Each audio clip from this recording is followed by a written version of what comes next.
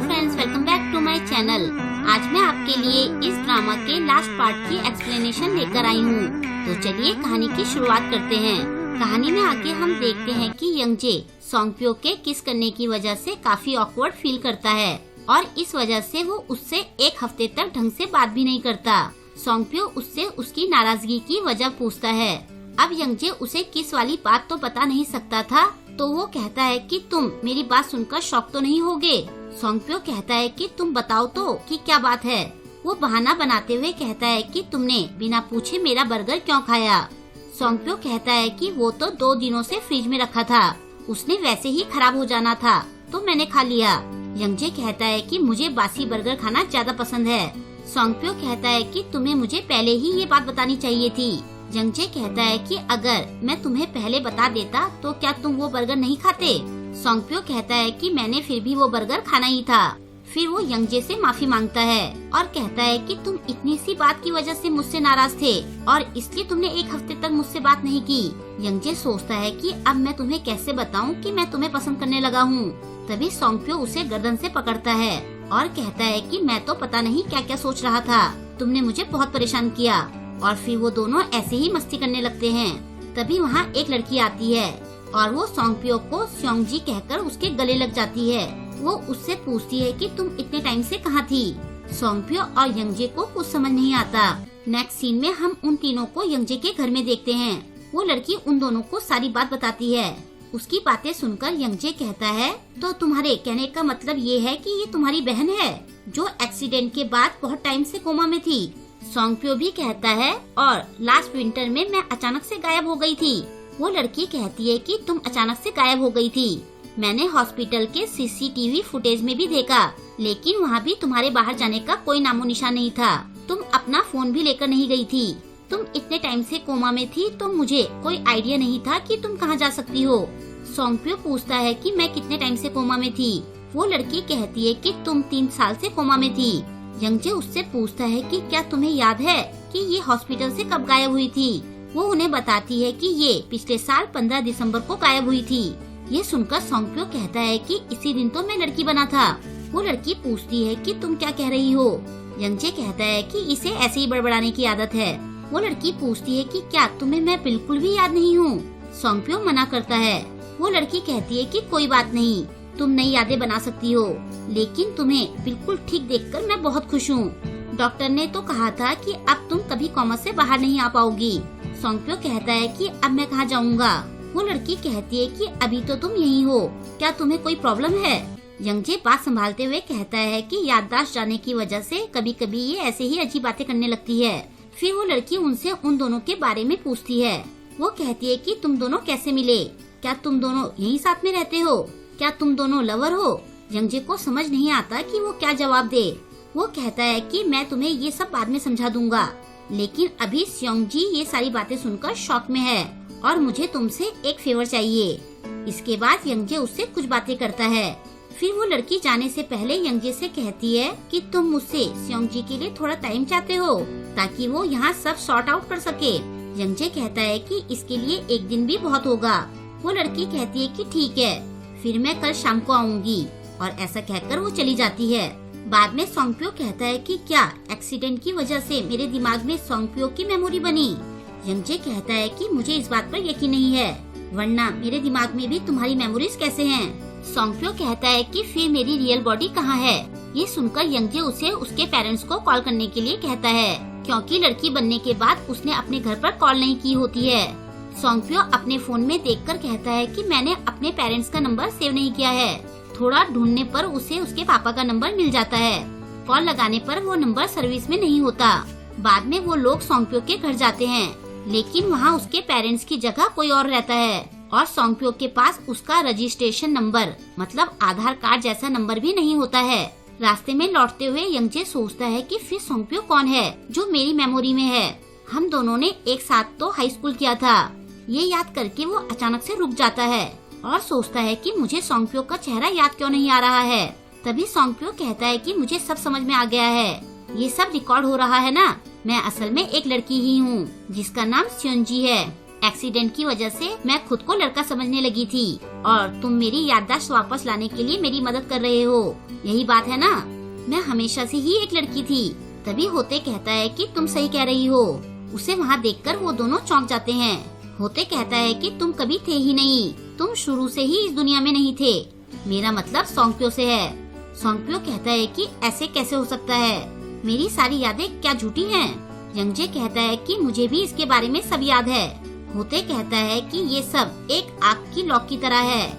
Last year 15 दिसंबर को सोंगप्यो नाम के लड़के की पास्ट से लेकर प्रेजेंट तक की मेमोरीज कुछ लोगों के दिमाग में आग की छोटी लॉक की तरह अपने आप बन गई और अब वो लॉक धीरे धीरे बुझ रही है। सोंगप्यो कहता है कि ये सब झूठ है। होते यंगजे से पूछता है कि क्या तुम्हें सोंगप्यो का चेहरा याद है? यंगजे सोंगप्यो की तरफ देखकर झूठ बोल देता है कि मुझे इसका चेहरा अच्छे से याद है। होते कहता है कि ये तो बहुत अजीब है, मुझे तो उसका चेहरा याद नहीं है। फिर होते जियांग को वहाँ बुलाता है और पूछता है कि क्या तुम्हें सोंगप्यो याद है?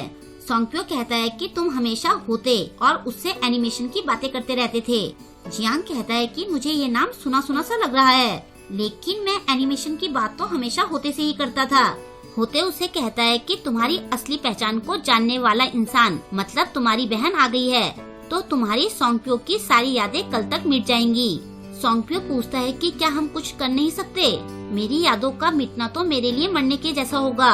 होते कहता है कि सच को मान लो, हमारे मरने के बाद भी कुछ ही लोग हमें याद रखते हैं। ये सुनकर सोंगप्यो के हाथ कांपने लगते हैं।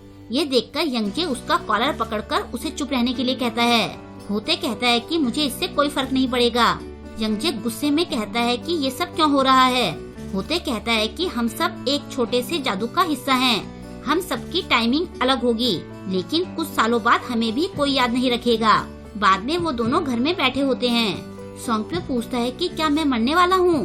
यंगजे कहता है कि तुम अभी जिंदा हो और आगे भी तुम्हें कुछ नहीं होगा। सोंगप्यो कहता है कि आने वाला फ्यूचर तो मुझे और भी बुरा दिख रहा है। फिर वो यंगजे से कहता है कि चलो हम यहाँ से भाग चलते हैं और दोनों साथ में कहीं और रहते हैं। ये सुनकर यंगजे चौंक जाता है। सोंगप्यो कहता है कि तुम तो मुझे हमेशा याद रखोगे ना? यंगजे मन में सोचता है कि मैं तो तुम्हें अपनी पूरी लाइफ याद रखना चाहता हूँ, लेकिन मैं खुद नहीं जानता कि ऐसा होगा या नहीं। जब वो कुछ नहीं कहता तो सोंगप्यो कहता है कि अब तो मैं लड़की बन गया हूँ, हम दोनों पति पत्नी बनकर साथ में रहेंगे और हमारे बच्चे भी होंगे। यंगजे कहता है कि मुझे समझ नहीं आ रहा कि मैं क्या कहूँ। ये सुनकर सोंगप्यो रोने लगता है। वो कहता है कि मैं मरना नहीं चाहता हूँ, मुझे गायब होने से डर लगता है। उसे ऐसे देखकर यंगजे उसे हाँ कहता है। वो कहता है कि चलो हम साथ में भाग जाते हैं। सोंगप्यो पूछता है कि क्या तुम सच कह रहे हो? कहीं तुम भी मुझे भूल तो नहीं जाओगे? यंगजे कहता है कि मैं तुम्हें कैसे भूल सकता हूँ, हम दोनों इतने टाइम से साथ में रह रहे हैं। सोंगप्यो हंसते हुए कहता है कि बस एक तुम मुझे याद रखो, मेरे लिए इतना ही काफी है। यंगजे उससे कहता है कि रोते रोते ऐसे हंसना बंद करो। बाद में सोते टाइम सोंगप्यो उससे पूछता है कि क्या तुम्हारा मेरे साथ यूँ हमेशा के लिए रहना ठीक रहेगा? कहीं इससे तुम्हें कोई परेशानी तो नहीं होगी? यंगजे कहता है कि हम दोनों इतने टाइम से साथ में रह तो रहे हैं। सोंगप्यो कहता है कि अचानक से मुझे हमारी मिलिट्री ट्रेनिंग की याद आ गई। हमने प्रॉमिस किया था कि ट्रेनिंग के बाद हम साथ में रहेंगे और आज भी हमने उस दिन की तरह सेम प्रॉमिस किया। यंगजे सोचता है कि मुझे ये सब याद क्यों नहीं आ रहा है। वो सोंगप्यो से कहता है कि तुम्हें अभी भी ये सब याद है? सोंगप्यो कहता है कि हमारे कितने बच्चे होंगे? मुझे तो 3 बच्चे चाहिए। यंगजे कहता है कि बच्चों को पालने के लिए पैसे लगते हैं, इतनी महंगाई में एक बच्चे को पालना ही बहुत मुश्किल है। सोंगप्यो कहता है कि तुम ठीक कह रहे हो, मैं अपने बच्चे को बड़े प्यार और दुलार से पालूंगा। यंगजे उसे चुपचाप सोने के लिए कहता है। सोंगप्यो उसे कहता है कि दुनिया में सब मुझे भूल सकते हैं, तुम मुझे याद रखो, मैं इतने में ही खुश हूँ। यंगजे उसे खुद से दूर रहने के लिए कहता है। सोंगप्यो कहता है कि मैं लड़के से लड़की नहीं बना हूँ, मैं पहले से ही लड़की था। यंगजे हंसते हुए कहता है कि तुम ठीक कह रहे हो। थोड़ी देर बाद सोंगप्यो उससे कुछ कहता है। नेक्स्ट मॉर्निंग जब यंगजे सोकर उठता है तो उसे दूसरे पिलो पर थैंक यू की चिट लगी दिखती है। वो सोचता है कि ये किसने लगाई। फिर वो कहता है कि शायद आज मुझे कुछ जरूरी काम करना था, लेकिन मुझे वो काम याद क्यों नहीं आ रहा है। छोड़ो, मैं थोड़ी देर और सो लेता हूँ। लेकिन मैंने ये दूसरा पिलो क्यों निकाला था?